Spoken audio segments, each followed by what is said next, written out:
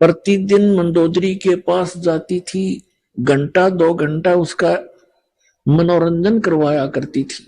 और क्या सुनाया करती थी? ऐसे ही घटिया सतर के चुटकुले, बेहुदी बातें जो आम समाज में कहीं भी नहीं जाती। इस तरह की घटिया प्रकार के चुटकुले ऐसे ही जैसे बतलाया करती हैं वो दोनों जनी, और मंदोदरी को हंसाया करती थी, खुश करती थी। जब उस करमवती को ये ज्ञान हुआ, फिर वो जाकर के मंदोदरी जी को, Mandodari wife of Ravana king of Lanka, उसको समझाने लगी, ये ज्ञान सुनाने लगी। इस ज्ञान को सुनकर मंदोदरी की आत्मा ऐसे खिंचने लगी और एक दिन ये बोली कि करमवती, तेरे अंदर तो सारा डंगा भरा था, ये बात तू लाई कहां से? इतने सुंदर वचन आत्मा को खींच रहे हैं, तो ये ज्ञान कहां से लाई? तेरे सत्र का ज्ञान नहीं है ये। और ना आज तक हमने किसी कथा, किसी महाभारत में देखा ना आज तक हमने किसी सदग्रंथ में देखा नहीं, और किसी पुराण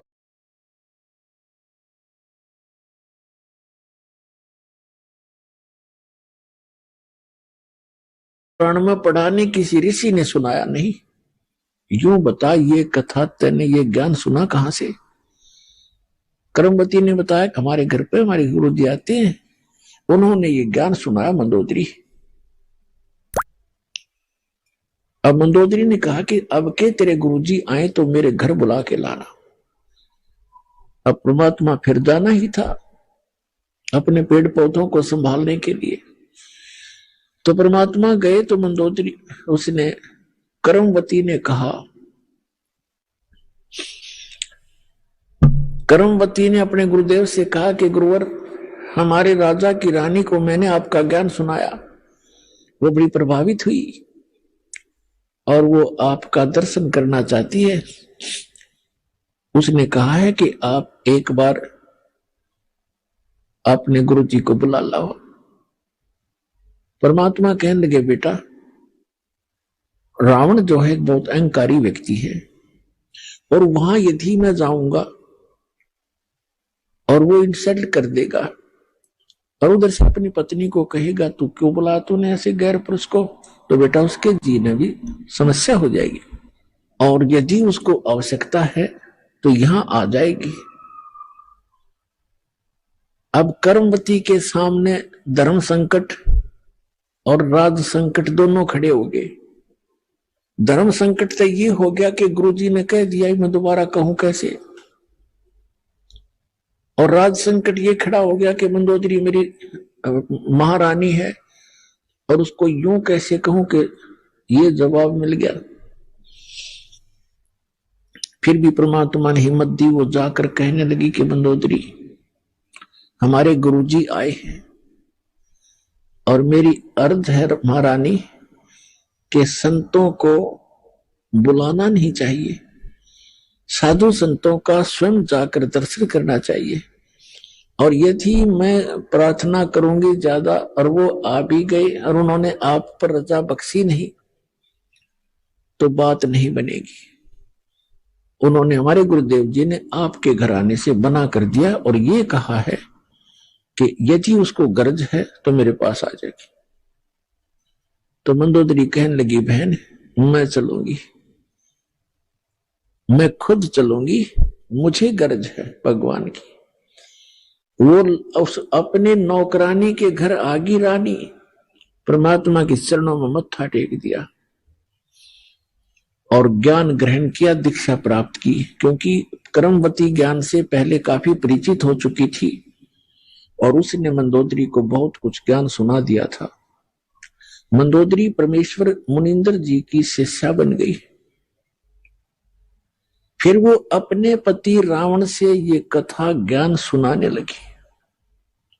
रावण कहने लगा, तेरी बुद्धि चल चुकी है, तेरे को किसी गलत व्यक्ति ऋषि ने बहका दिया है भगवान शंकर से ऊपर कोई शक्ति है?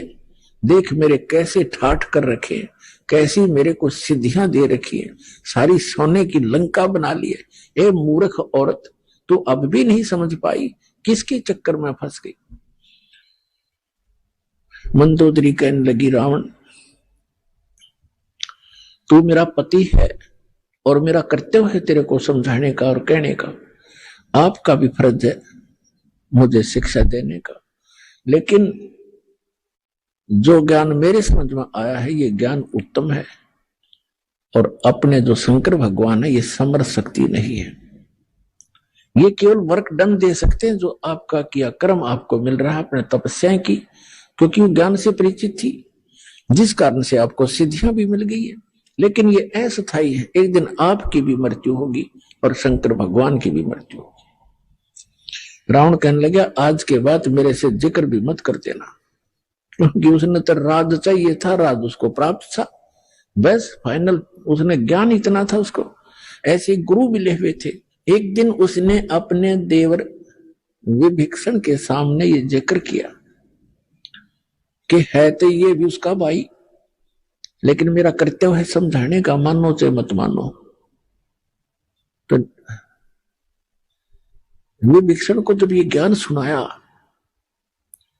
तो कहने लगा, मंदोदरी आप ये ज्ञान कहां से लाए, और यदि मेरे भाई ने सुन लिया तो तेरे को ज्यादा पिटाई कर देगा तेरी। मंदोदरी कहने लगी, मैंने तेरे भाई से बता दिया, सारा कुछ सुनाने की चेष्टा की, पर वो मान्या कती नहीं। पिटाई तो नहीं की, लेकिन वचन ऐसे कह दिए कि आगे से मेरे का सामने जिक्र भी नहीं करेगी। तो विभीषण कहने लगा कि आपको कहां से ज्ञान प्राप्त हुआ कि मैंने गुरु बना लिए। एक महापुरुष आते हैं चंद्र विजय भाट के घर पे, मैं वहां दीक्षा लेकर आई हूं। विभीषण कहने लगा, इतना उत्तम ज्ञान और आपने मुझे पीछे क्यों छोड़ दिया, मुझे भी दीक्षा दिला दो। तो विभीषण ने भी परमेश्वर मुनिंदर जी से दीक्षा ग्रहण की। अपने आत्माओं को सुनने के उपरांत श्री रामचंद्र जी वनवास काट रहे थे, और साथ में उनकी पत्नी धर्मपत्नी सीता जी और उनके छोटे भाई भी साथ थे। तो रावण ने सीता का अपहरण कर लिया, अपने नौलखे बाग में उसको बंदी बना दिया, कैद कर लिया, और उसको तरह तरह की यातनाएं दी और अपनी पत्नी बनाने की भी कुचेष्टा की, लेकिन वो सती परमात्मा की शक्ति कुछ उसके साथ थी। रावण सफल नहीं हुआ। रावण को कुछ